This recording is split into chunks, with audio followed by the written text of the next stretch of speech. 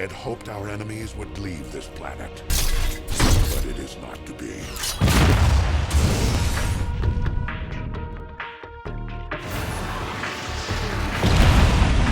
This stalemate cannot last.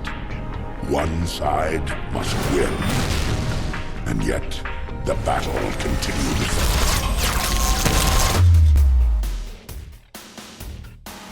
Giant transforming robots wielding powerful guns and fighting over the fate of the universe.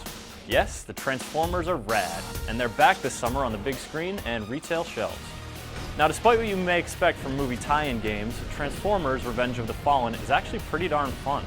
The game does a reasonably good job of capturing the power and excitement of the Transformers, though it's not without its problems. It doesn't make a great first impression, and it will likely take you a while to really get the hang of the tricky controls. But once you get good enough to overcome most of the control awkwardness, you'll be tearing through your enemies and maneuvering around levels like the big, awesome robot that you are. The 2 sizable campaigns and many unlockables provide a solid amount of single-player content, and the online multiplayer offers an entertaining slice of Cybertronic combat. Despite its slow start and other sundry issues, Revenge of the Fallen is a fun and satisfying foray into the world of massive battle robots from space.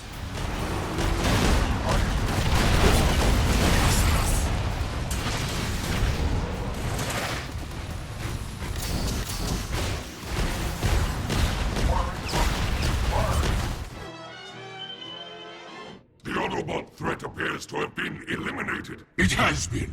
I have led our first major victory against the Autobots. Soundwave is still scanning to see if our operation was exposed, Starscream. It is not over yet. The game features 2 campaigns, Decepticon and Autobot, that loosely follow the plot of the movie. The Transformer models are faithfully represented, though the same can't really be said for the voice acting. While Megatron and Optimus Prime sound great, Well done, Autobots. others, like Starscream, are almost unintelligible. As you are terminated, Autobots, a new age begins! And any scenes with Shia LaBeouf or Megan Fox will make you thankful that the campaigns don't stick too closely to the movie plot. Missions are based in a few hot spots around the globe, and each spot generally features a few different maps. These maps are open areas that you can travel around freely, and they're diverse enough to avoid feeling too repetitive. The missions themselves charge you with a small variety of tasks that tread a little closer to repetition. Depending on which side you're playing on, you'll do things like escort or kidnap humans, race through checkpoints, repair or repurpose satellite dishes, destroy or protect a landmark, all the while fighting and destroying enemy foot soldiers. There are also a few big boss battles, but overall there isn't a lot of variety.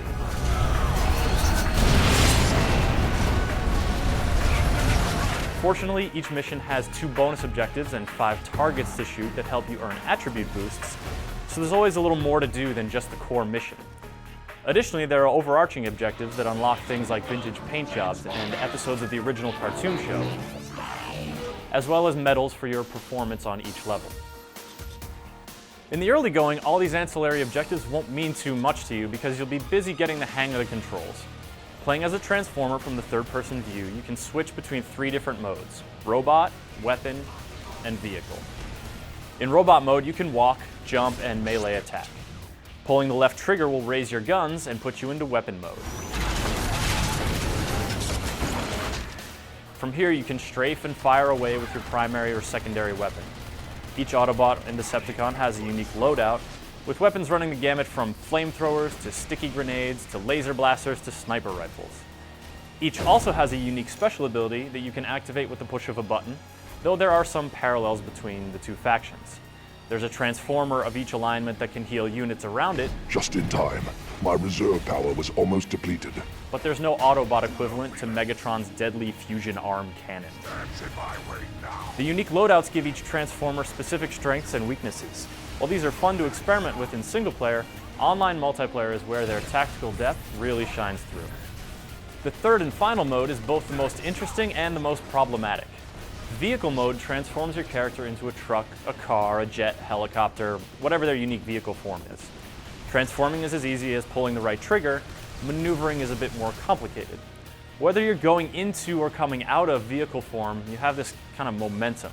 And directing this momentum through your transformation and predicting your exit vector is tricky to get the hang of, so you'll end up awkwardly turned around more than a few times. Pairing attacks or jumps with transformations to pull off advanced maneuvers is also tricky, but these abilities are some of the coolest things you can do in the game.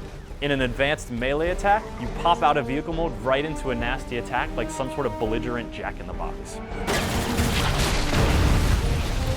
The advanced jump pops four-wheeled vehicles into a high jump and then can be chained together for some exhilarating and bizarre roof hopping. Autobots will also be near. Yet even beyond the initial awkwardness of learning the controls, you're still going to run into some movement hitches. Cars often get caught up on obstacles that you were previously able to drive over or through without a problem, making driving for extended periods a perilous proposition.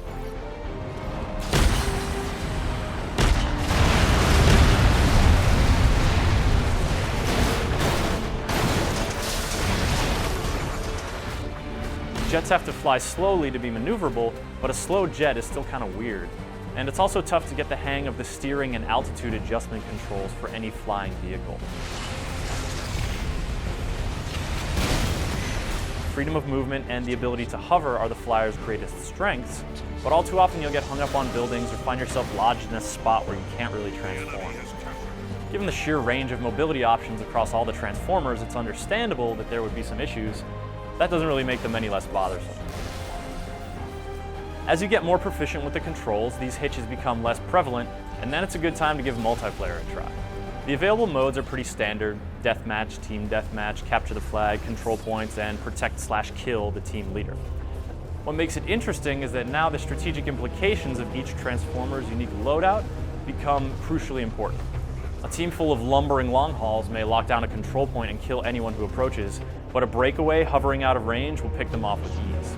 Optimizing your team for each game type and countering your enemy's strategies is an engaging challenge, even if the modes and maps aren't particularly interesting.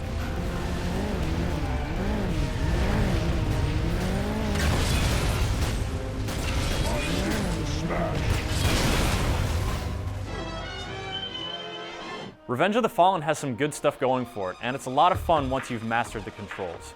Grappling your way through the initial awkwardness is kind of a drag, and some issues never really get better. Fortunately, you do get better, and by the time you've completed most of one campaign, you'll be able to achieve bonus objectives, shoot bonus targets, and still finish the mission with a great time. At this point, you'll feel powerful, engaged, and excited to be a Transformer. It may take a while to get there, but when you do, you'll be one happy alien, robot, car, jet thingy guy.